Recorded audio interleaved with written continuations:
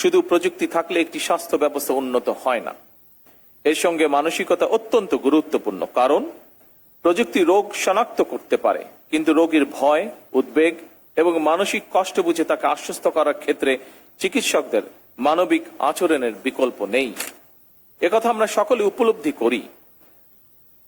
রোগীর প্রতি একজন চিকিৎসক বা স্বাস্থ্যকর্মী সহানুভূতিপূর্ণ আচরণ, মনোযোগ দিয়ে রোগীর কথা শোনা, রোগীর মানসিক অবস্থা বোঝা এবং রোগীর সঙ্গে সম্মানজনক আচরণ চিকিৎসার মান অনেক বাড়িয়ে দেয়।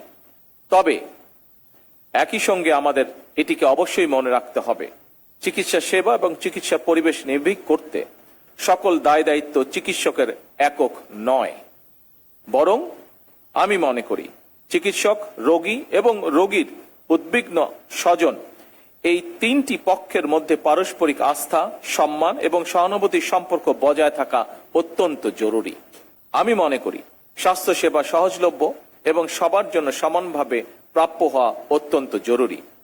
উন্নত চিকিৎসা যদি শুধু শহরের বিত্তবান মানুষের মধ্যে সীমাবদ্ধ থাকে, তাহলে সেটিকে পূর্ণাঙ্গ আধুনিক স্বাস্থ্য সেবা বলা যাবে না।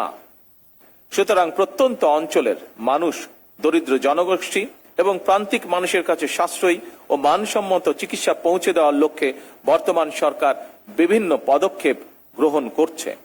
প্রত্যন্ত অঞ্চলের একজন রোগী যাতে যে কোনো চিকিৎসার জন্য প্রচুর অর্থ ব্যয় করে রাজধানীতে আসতে না হয়, এজন্য সরকার হেলথ কার্ডের মাধ্যমে একটি আধুনিক ও কার্যকর রেফারেন্স সিস্টেম গড়ে তোলার পাশাপাশি চিকিৎসা সুবিধা মানুষের দোরগোড়ায় পৌঁছে দেওয়ার জন্য সুস্থ আগামী বিনির্মাণের লক্ষ্যে শিশুদের শিক্ষা ও স্বাস্থ্যের প্রতি বিশেষ নজর দেওয়া আমাদের সকলের দায়িত্ব এবং কর্তব্য বলে আমি দৃঢ়ভাবে বিশ্বাস করি। সেদিকে লক্ষ্য রেখে বর্তমান সরকার শিশুদের জন্য নতুন শিক্ষা কারিকুলাম প্রণয়ন করছে। একইভাবে শিশু স্বাস্থ্যের প্রতিও সরকার বিশেষভাবে নজর দিয়েছে। এরই অংশ হিসাবে খুলনা, বরিশাল, রংপুর ও রাজশাহী বিভাগ এবং কুমিল্লা জেলায় একটি করে 200 শয্যা বিশিষ্ট বিশেষায়িত শিশু হাসপাতাল চালু করার কাজ শুরু করেছে। সরকার ইনশাল্লাহ আগামী অক্টোবর মাসে এই একযোগে এই 5টি বিশেষায়িত শিশু হাসপাতাল চালু করতে সক্ষম হবে ইনশাল্লাহ। উপস্থিত সুধীবৃন্দ, জাতীয় বাজেটে স্বাস্থ্য খাতে এ যাবৎকালে সর্বোচ্চ বেশি বরাদ্দ দিয়ে বর্তমান সরকার প্রমাণ করেছে সরকার সুস্বাস্থ্যের বাংলাদেশ গড়তে চায়। এটি স্রেফ একটি স্লোগান নয়, বরং সরকার দেশে একটি কার্যকর ব্যবস্থা গড়ে তুলতে চায়, যাতে করে মানুষ দেশের ভেতরেই সকল রকমের স্বাস্থ্য সেবা পায়।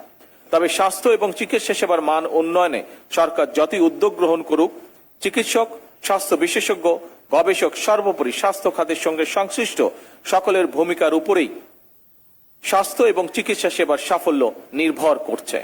উপস্থিত সুধীবৃন্দ, সরকার এমন একটি কল্যাণমুখী রাষ্ট্র প্রতিষ্ঠা করতে প্রতিশ্রুতিবদ্ধ, যেখানে চিকিৎসা পাওয়ার জন্য কোনো নাগরিককে দেশের বাইরে হয়তো যেতে হবে না, কিংবা কেউ অর্থ অভাবে স্বাস্থ্য সেবা থেকে ইনশাল্লাহ বঞ্চিত হবে না।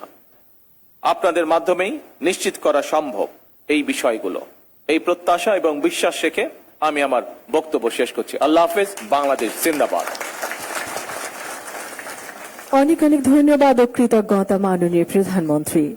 সুধীবৃন্দ, এতক্ষণ মূল্যবান বক্তব্য প্রদান করলেন আজকের অনুষ্ঠানের প্রধান অতিথি, গণপ্রজাতন্ত্রী বাংলাদেশ সরকারের মাননীয় প্রধানমন্ত্রী জনাব তারেক রহমান এমপি মহোদয়। প্রিয় প্রধানমন্ত্রী, আপনার সুযোগ্য দিক নির্দেশনায় উন্নয়ন ও সমৃদ্ধির পথে এগিয়ে চলুক আমাদের প্রাণের বাংলাদেশ। মাননীয় প্রধানমন্ত্রীর অনুমতিক্রমে আজকের অনুষ্ঠানের এখানেই সমাপ্তি ঘোষণা করছি। আল্লাহ হাফেজ। বাংলাদেশ জিন্দাবাদ।